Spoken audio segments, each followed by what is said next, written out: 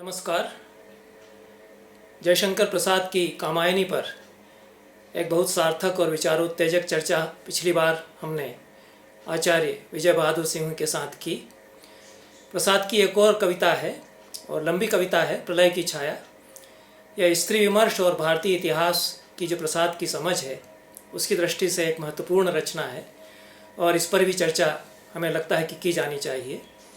मैं आचार्य विजय बहादुर सिंह जी से प्रार्थना करता हूं कि वे प्रलय की छाया जो प्रसाद की कविता है उस पर प्रकाश डालें। धन्यवाद त्रिपाठी जी।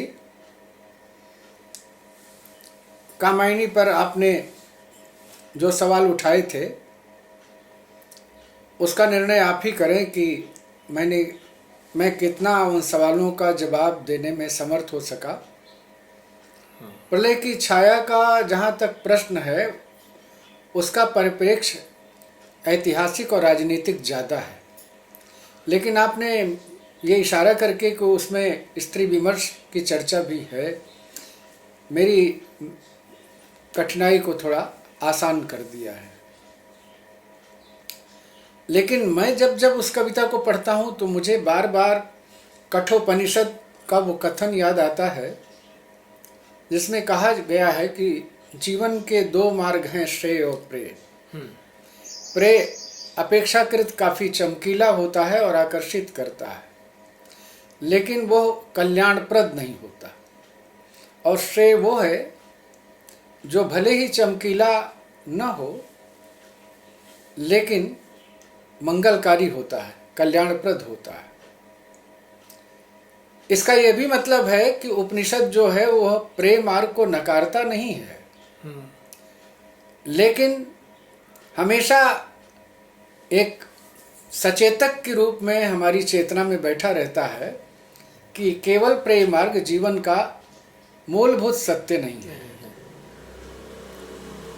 इस संदर्भ में जब हम प्रलय की छाया को देखते हैं और ये सोचते हैं कि प्रसाद ने यही विषय क्यों चुना, रानी कमला को ही क्यों चुना, क्योंकि पद्मिनी के रहते हुए रानी कमला को अपनी किसी कविता की नायिका के रूप में चुनना और मूल केंद्रीय पात्र के रूप में चुनना, इसमें प्रसाद का मकसद क्या हो सकता है। असल में प्रसाद ने इसके साथ ही एक कविता और लिखी है जो सिखों के इतिहास से संबंधित त्रिपाठी। ठीक है, हाँ। और उसका नाम है शेर सिंह का शस्त्र समर्पण। ये जो कविता है सिखों वाली, ये भी भारतीय इतिहास से सीधे सीधे संबंधित है। ठीक है। और मैं इन दोनों कविताओं के बारे में ये आपसे कह सकता हूँ कि दोनों कविताएं ठेठ इतिहास पर टिकी हुई कविताएं एकदम। उसमें कल्पना का हिस्सा उतना ही है जितना किसी माने यूँ समझिए कि दाल में नमक होता है। कल्पना संयोजन की शक्ति में काम कर रही है, बहुत रूपांकन की शक्ति में काम नहीं कर रही। तथ्य है। क्योंकि मैंने जब दोनों कविताओं के इतिहास को देखा तो मुझे लगा कि उसमें इतिहास एकदम एग्जैक्ट डिटो है दोनों कविताओं में। ठीक। प्रलय की छाया में चूंकि उसका कथन बड़ा था तो इसलिए उसमें प्रसाद जी को थोड़ी बहुत गुंजाइश वो काव्य की मिली भी है, लेकिन उतनी गुंजाइश नहीं मिली है जितने को आचार्य हजारी प्रसाद द्विवेदी कहते हैं कि हम गल्प लिख रहे हैं। हाँ। तो प्रसाद वो गल्प तो नहीं लिख रहे हैं, क्योंकि गल्प में काफ़ी छूट रहती है, लेकिन प्रसाद ने ये छूटें नहीं ली। इन दोनों कविताओं के लिखने के पीछे जो प्रसाद की दृष्टि थी कि भारत जैसा देश क्यों गुलाम हो जाता है, क्यों पराधीन हो जाता है और क्यों अपनी आज़ादियाँ खो बैठता है, ये मुख्य बात है जो दोनों कविताओं में है। तो चूंकि आज मैं प्रलय की छाया पर ही बात करूंगा, इसलिए मैं ये कहना चाहता हूँ कि कामायनी में जो प्रसाद ने कहा वो तो खैर बहुत ही दार्शनिक और सांस्कृतिक और आध्यात्मिक धरातल था, लेकिन यहाँ वो बिल्कुल राजनीतिक और ऐतिहासिक धरातल पर आकर खड़े हो गए। बिल्कुल। मुक्तिबोध ने बहुत अच्छी बात एक जो प्रसाद जी के बारे में कही है और वो हर हिंदी के विद्यार्थी को याद रखना चाहिए कि समूचे आधुनिक काव्य में, आधुनिक साहित्य में केवल एक व्यक्ति है जो जीवन की तमाम समस्याओं से, आर्थिक राजनीतिक समस्याओं से, खासतौर से छायावाद में अकेला कवि है जो डिस्कस कर रहा है। बाकी और कोई दूसरा कवि नहीं है जो उस भूमि पर जाकर के राजनीतिक और आर्थिक चर्चा कर रहा हो। तो ये प्रसाद की विशेषता, मुक्तिबोध ने इसको अंडरलाइन किया है। ठीक है। और उसने नाम लेके कह दिया है कि बाकी किसी में ये बात नहीं, छायावादियों में केवल प्रसाद है जिनको ये चिंता है कि किसी देश की हैसियत किन चीज़ों से बनती है। प्रसाद जी ने उसको दूसरे ढंग से लिया है प्रलय की छाया में कि अलाउद्दीन खिलजी जब बैठता है गद्दी पर, 13वीं शताब्दी का अंत हो रहा है, 14वीं शताब्दी शुरू हो रही है, तो चूंकि उसने अपने ससुर और चाचा को मार करके गद्दी पे बैठा था तो भारत की जनता जो है उससे थोड़ी नाराज थी। तो वो सोचता था कि हम इतने ताकतवर हो जाएं और इतना खजाना पैदा कर लें कि हम भारत की जनता को एक सुशासन दे करके उसको खुश कर लें। वो जमाना था जब बादशाहों को, राजाओं को ये चिंता रहती थी कि भारत की जनता हमसे खुश रहे। अब जिस जमाने में हम आप हैं उसमें हमारे द्वारा चुने हुए प्रतिनिधियों को हमारी कोई चिंता नहीं कि हम नाराज होंगे कि खुश होंगे उनके आचरणों से। तो एक तो ये बात है। दूसरी बात, उसने जब गुजरात को पहले देखा अपनी निगाह में, हालांकि चित्तौड़ भी उसकी निगाह में था लेकिन सबसे पहले उसका ध्यान गुजरात पर ही गया।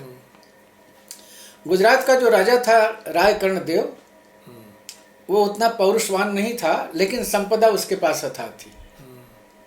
और उसकी जो पत्नी थी कमला, ऐसा कमला का कहना है त्रिपाठी जी कि उसका शरीर सांचे में ढला हुआ शरीर था और उससे खूबसूरत तो पद्मिनी भी नहीं थी। ये उस कविता में उसने कहा है कि पद्मिनी मेरे सामने क्या थी। तो इसलिए वो कह रही है कि रूप का वैभव जो मेरे पास है, और उसको उसने तरह तरह से इशारे भी किए हैं, रेखांकित किया है कि मेरी आंखें कैसी हैं, मेरा शरीर कैसा है, उस और शरीर की आभा कैसी है, मेरी भंगिमाएं कैसी हैं, कि बड़े बड़े सम्राट जो है उसके उनके मेरी भंगिमाओं के इशारे पर उठते बैठते थे। तो पद्मिनी ने तो ये सब किया नहीं। तो कहती है कि पद्मिनी क्या थी मेरे सामने, इतनी सुंदरी थी। लेकिन जब वो हमला हुआ तो कर्णदेव, इसकी एक 6 महीने की बेटी भी थी, और उसमें क्या हुआ कि वो तो शरण की खोज में भागा इसको लेकर के, और कहीं रास्ते में थका हुआ होगा, लेट गया था, तो उसके सेनापतियों ने, जिसका नाम उलुक खां था, उसने तलाशना शुरू किया और मिल गया। तो फिर एक प्रकार से उसको हमला किया। तो उसमें वो अपनी बेटी को लेकर तो भाग गया, लेकिन ये छूट गई। जब ये छूट गई तो इसने सोचा कि अब मैं क्या कर सकता हूँ, अब तो मैं इनकी गिरफ्त में आ ही गई हूँ। तब उसने बड़े स्वाभिमान के साथ कहा कि ले चलो मुझे, मैं ही गुजरात की कर्णदेव की पत्नी, गुजरात की रानी कमला हूँ। तो स्वभावतः वो लोग ले गए उसको और खिलजी को समर्पित कर दिया। लेकिन इस बीच उसने सोचा था कि पद्मिनी तो अपने स्वाभिमान की रक्षा में जल मरी थी, लेकिन मैं अपने रूप के आभा में खिलजी को जलाऊंगी। ये दोनों की मानसिकता में प्रसाद वहाँ ये करते हैं। हालांकि पद्मिनी वाली घटना बाद में होती है, 4-6 साल बाद, और इसलिए कई लोगों ने सवाल उठाया है कि रानी कमला ऐसा कैसे कह सकती है जब तक वो घटना घटी ही नहीं है। उसमें मैंने ये जवाब दिया है कि जब वो ये सब बातें सोच रही है तब वो चित्तौड़ की घटना घट चुकी है, पद्मिनी जौहर कर चुकी है, बाद में सोचती है। हाँ। वो अपने अंतिम दिनों में सोचती है, क्योंकि वहां से वो अपनी, उसने कहा था कहानी की तरह, जैसे मरते हुए अपने कैशोर की याद करता है, ये भी अपने अनिंद कैशोर की याद कर रही है। वहां से कविता शुरू होती है। उस बीच वो घटना शुरू हो गई है चित्तौड़ वाली, और पद्मिनी जल मरी है। तो कहती है कि ये क्या भाग्य है स्त्रियों का कि स्त्रियां जो हैं वो एक प्रकार से जन्म मरने के लिए, माने केवल मरने के लिए हैं। क्या हमारा जन्म केवल मरने के लिए है? हमारा कोई अपना भविष्य नहीं है? हम पैदा होते ही तय कर लेते कि हमें जौहर करना है, मैं क्यों ऐसा सोचूं। ये एक मुख्य बात है जो वहाँ प्रसाद उठाते हैं स्त्री के मानस की, जिसको आपने कहा स्त्री विमर्श। दूसरी बात वो इशारे में ये भी कहते हैं प्रसाद जी, और रानी कमला के माध्यम से कहते हैं, क्योंकि सारी कविता उसके वक्तव्य में ही है। हाँ।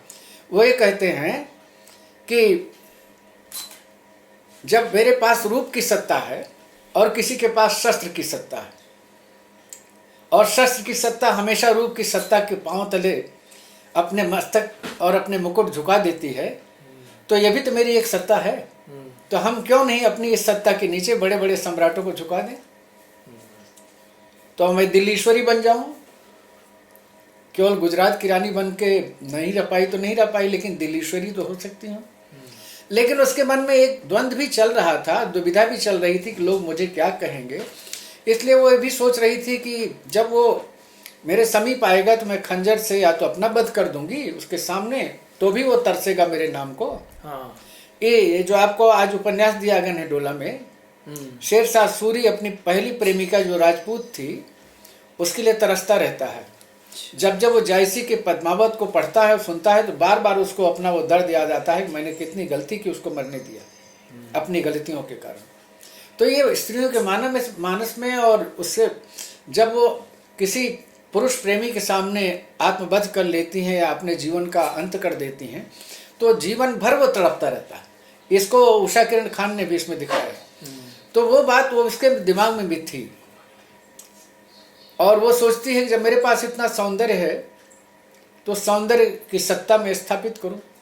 और उसमें ये भी कहती है वो कि भले ही ठीक है कि मैंने उसके सामने अपने रूप को समर्पित कर दिया एक विशेष परिस्थितियों में, क्योंकि खंजर उसका छीन लिया गया तातारी दासियों के द्वारा, तो मजबूरी थी। और खिलजी ने कहा कि भारत की नारियों का ये पता नहीं कौन सा स्वभाव है, को जीवन जीने के बदले अपना जीवन नष्ट करने में ज़्यादा विश्वास करती है। ये भी खिलजी के कोट किया उसने। लेकिन उसी बीच क्या होता है कि राजा कर्णदेव जो है, जो इसका बाल सहचर था, शैशव सहचर नहीं, शैशव अनुचर, उसको भेजता है कि जाओ रानी से कहो कि अपने जीवन का विनाश कर दे, नाश कर दे। वो जाता है और स्वभावतः पकड़ा जाता है तो रानी के सामने लाया जाता है। तब तक उसने स्वीकार नहीं किया खिलजी को, और जब लाया जाता है तो खिलजी कहता है कि इसको वध कर दो, तो रानी वहाँ कहती है कि नहीं, इसे छोड़ दीजिए। उसके इस कथन का लाभ खिलजी ले लेता है और कहता है कि जाने दो, ये रानी की पहली आज्ञा है, इसे मान लो। और बाद में वही खुसरो जो है, वही मानक बाद में इस्लाम धर्म स्वीकार करके खुसरो हो जाता है। ये भी इतिहास में है। और इतिहास में एक और नाम है जिसका उस कविता में जिक्र है, मलिक काफूर। हाँ, ठीक है। उसका भी जिक्र है, जिसने देवगिरी पर हमला किया, और कहते हैं हिजड़ा था लेकिन अत्यंत सुंदर था, और पुरुषार्थ भी उसके पास बहुत था। और ऐसा भी कहते हैं कि दोनों के कुछ होमोसेक्सुअल रिलेशंस भी थे, खिलजी के और मलिक काफूर के। तो उस स्थिति में ये भी बात वहाँ प्रसाद जी ने लिखी है। होमोसेक्सुअलिटी वाली बात तो नहीं लिखी है, लेकिन ये लिखा है कि सब जब खिलजी बीमार पड़ा तो एकमात्र जो विश्वसनीय व्यक्ति था वो मलिक काफूर था, और उसके मृत्यु की प्रतीक्षा कर रहा था, क्योंकि धीरे धीरे उसने तय कर लिया था कि मैं इसके पूरे खानदान को साफ कर दूंगा और खुद सम्राट बन जाऊंगा। ये भी कविता में है। तो कविता कई स्तरों पर चलती है। इतिहास के स्तर पर चलती है, नारी मनोविज्ञान के स्तर पर चलती है, और तीसरे उस स्तर पर चलती है कि भारत के लोगों का चरित्र अगर ऐसा है तो ऐसा देश, जिस देश के नागरिक ऐसे हों, वो कभी आज़ाद नहीं हो सकते, वो कभी अपनी स्वाधीनता को प्राप्त नहीं कर सकते, क्योंकि स्वाधीनता के लिए कुर्बानियाँ देनी पड़ती हैं। तो कुछ दिनों के बाद वो मलिक काफूर जो है वो गद्दी पर बैठता है खिलजी के मरने के बाद, और उसने भयानक नरसंहार किया, उसके पूरे खानदान का सफाया किया धीरे धीरे। और उसके बाद ये जो खुसरो हो गया था मानिक, इसने उसका वध किया, और बहुत जल्दी वो सम्राट बन गया, सुल्तान बन गया। सुल्तान बनने के बाद, आने के बाद वो रानी से जाके कहता है कि तुम्हारा ये जो रूप है जीवित अभिशाप है, और तुम क्या करने आई थी और क्या किया। तब रानी को वहीं से ग्लानि शुरू होती है और पश्चाताप और अपमान बोध शुरू होता है कि जो काम मैं करने आई थी उसे मेरे अनुचर ने कर दिया। तो अब तक मैं जिस मने मनोलोक में थी वो तो सीधे सीधे माया स्तूप था। यहाँ से छांदोग्य उपनिषद मुझे याद आता है, कठोपनिषद। तो ये जो याद आता है कि वो क्या कह रही कि मैंने गलती कर दी, मैंने जीवन के सत्य को और समाज के और देश के सत्य को समझा ही नहीं कि क्यों लोग आत्म बलिदान की तरफ बढ़ते हैं, क्योंकि स्वाभिमान से बढ़कर कोई चीज नहीं। और अब समझ में आता है कि मैं गलत थी और पद्मिनी सही थी, ये भी कहती है। तो ये जो कविता है, ये जब वो खुसरो जो है सत्ता हाथ में ले लेता है, रक्तपात और तलवार लेकर के ही वो आता है, उसके सामने खड़ा होता, मारता नहीं उसको, लेकिन धिक्कारता है वो बुरी तरह। और धिक्कारने के बाद उससे कहता है कि तुमने अंततः क्या किया, तुमने अपना स्वत्व खो दिया, तो तुम्हारे स्त्री होने से भी क्या फायदा, तुम्हारा ये रूप जीवित अभिशाप है। ये पंक्ति है उसमें। लेकिन बीच में प्रसाद ने कुछ बहुत महत्वपूर्ण कविता पंक्तियां लिखी है, जिसके कारण वो कविता प्राय अट्रैक्ट करती है। उन्होंने लिखा है कि जीवन अलभ्य है, जीवन सौभाग्य है, जीवन अलभ्य है, इसे छिन्न करने का किसे अधिकार है। ये 2-3 बार आता है वहाँ कविता में। और उसके बाद प्रसाद तर्क देते हैं कि समुद्र जो है निरंतर नदियों को प्राप्त करने की बेचैनी में रहता है, रात जो है सुबह प्राप्त करने की बेचैनी में, सारी वनराज जो है वसंत प्राप्त करने की बेचैनी में रहती है। इसलिए मनुष्य अगर जीवन प्राप्त करने की बेचैनी में रहता है तो इसमें अस्वाभाविक क्या है। लेकिन इस स्वाभाविकता और अस्वाभाविकता के बीच में भी कोई ऐसा देश का, राष्ट्र का और संस्कृति का सच है जिसकी रक्षा की जानी चाहिए। प्रलय की छाया में वहाँ जो खुसरो के बाद उसको जो बोध होता है तो वो सोचती कि मेरा जीवन तो बेकार गया, मैं अपने आप को दिल्लीश्वरी समझती थी। लेकिन ये मैं नहीं देख पाई कि एक दिन मेरी यह भी स्थिति होगी कि मेरा जो नौकर था उसने वह किया जो मैं करने आई थी और वह मुझे इस तरह धिक्कारेगा। तो ये जो कविता है बहुत ही प्रकार की जटिल मनस्थितियों को लेकर के नाटकीय अंदाज में चलती, और कुल मिला के सब उसके इकबालिया बयान की तरह है। कोई दूसरा नहीं कहता, केवल एक खुसरो कहता है या वो खुद कहती है। और कहती है कि मेरे पास रूप पद्मिनी से ज्यादा था, लेकिन वो दृष्टि, वो चेतना, वो स्वाधीनता बोध और आत्माभिमान कहाँ था जो उसके पास था। क्योंकि अगर ये चीजें खो गई तो फिर हमारे पास बचता क्या है, क्योंकि रूप को तो एक दिन खत्म ही होना है, लेकिन आत्माभिमान वो देश की थाती है। ये जो प्रसाद संकेत कर रहे हैं ये उस कविता को बहुत बड़ी बना देता है। तो एक तो ये किया, दूसरी बात प्रसाद ने उस कविता में उसका सौंदर्य वर्णन कई कई स्तरों पर जाकर किया है। जैसे ये भी वो कहती है, जहाँ से कविता शुरू करती है शादी के पहले, कि ये समुद्र की जो नीली लहरें हैं ये मेरी लटों की तरह हैं, ठीक है ना। और वो कहती है कि स्पर्श से जैसे चंद्रकांत मणि आभा द्रवित हो उठती है, मेरा अस्तित्व इस तरह का था। इसलिए मैंने एक दिन आपसे पूछा भी था, और कोश मैंने वो चंद्रकांत मणि के द्रवित होने से, वो स्पर्श से जो द्रवित हो जाए, ऐसा उसका सौंदर्य था। और उस समय मुझे अभिनव गुप्त द्वारा सहृदयता वाली जो बात है वो भी याद आती है। और तीसरी बात, वो अपने नेत्रों की चर्चा करती है कि नेत्र जो हैं ये त्रिगुणात्मक हैं, और फिर इनके इशारे पर क्या क्या नहीं हो सकता। तो कालिदास के मेघदूत में वो सब कुछ वर्णन सौंदर्य का है, उत्तर मेघ में। मैंने उसको भी अपने व्याख्या में रखा है कोट करके।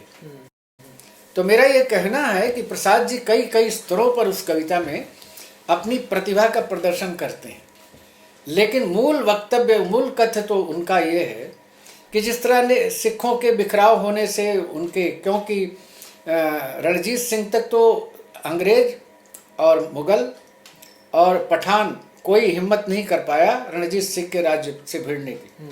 लेकिन जैसे वो हटे तैसे ही आपस में प्रतिस्पर्धा हुई, कश्मीर अलग हुआ, गुलाब सिंह ने धोखा किया, उनके 2 और सेना नायक थे, मंत्री था, वो अपनी सेनाओं को ले जाके कटवाता मरवाता रहा।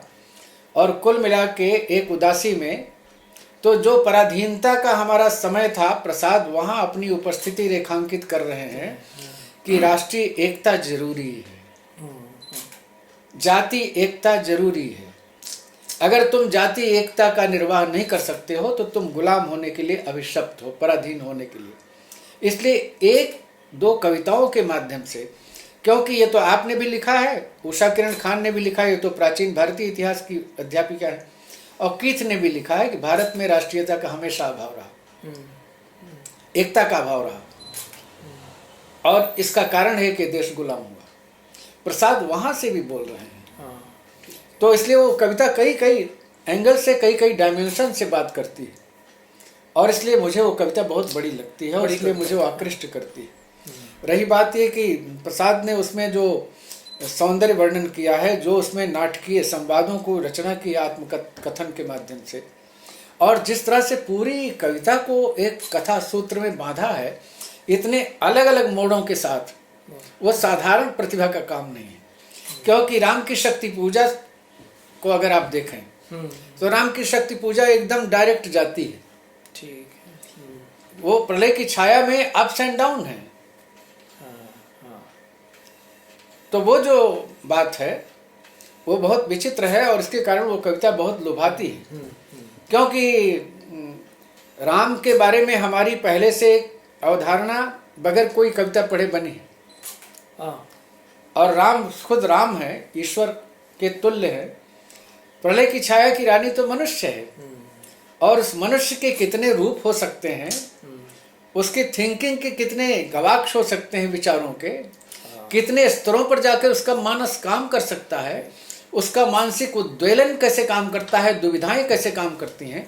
तो लगता है कि हम सारे मनुष्यों की नियति कुछ इसी तरह होती है, जिसमें से निकलना सबके बूते का रोग नहीं है।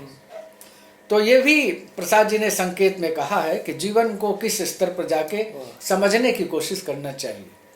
प्रलय की छाया इस रूप में बेहद महत्वपूर्ण मुझे लगती है, और प्रसाद जी का जो वहाँ सौंदर्य बोध है वो पूरी परंपरा को दोहराता हुआ लगता है, जिसमें कालिदास मुख्य हैं। क्योंकि मैं जब श्रद्धा सर्ग पढ़ता हूँ तो आपको याद होगा, श्रद्धा सर्ग का जो पहला पृष्ठ है, कौन तुम संस्कृत जलने तीर तरंगों से फेंकी मड़िए, तो वहाँ जब मनु ध्यान देते हैं कि कोई एक ऐसा कंठ है जो मुझसे बात करना चाहता है और दूर से बोलता हुआ, मुझे देखता हुआ, उत्सुकता से भरकर मेरे पास आ गया है मुझे जानने के लिए, तो प्रसाद ने एक छंद लिखा, सुना मनु ने जब मधु गुंजार, मधुकरी कासा जब सानंद, किए मुख नीचा कमल समान, प्रथम कवि का जो सुंदर छंद।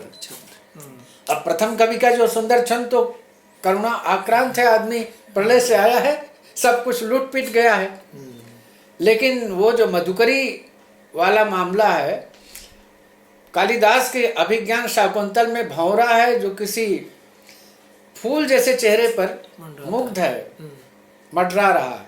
यहाँ भ्रमरी है जो किसी माने प्रलयग्रस्त चेहरे पर, उस प्रलयग्रस्त चेहरे को माने एक मधुरता का संदेश दे रहा।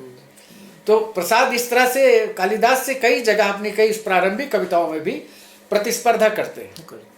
हाँ। तो ये भी लगता है कि जिसको कहते हैं वो क्या कहते हैं, वो पुनर्नवा करना, पुनर्नवित करता है किसी चीज को, जो पुरानी कल्पनाएं हैं उसमें कैसे नई समृद्धि लाई जा सकती है, तो वो भी प्रसाद करते हैं, और बहुत सचेत स्तर पर करते हैं बगैर नाम लिए।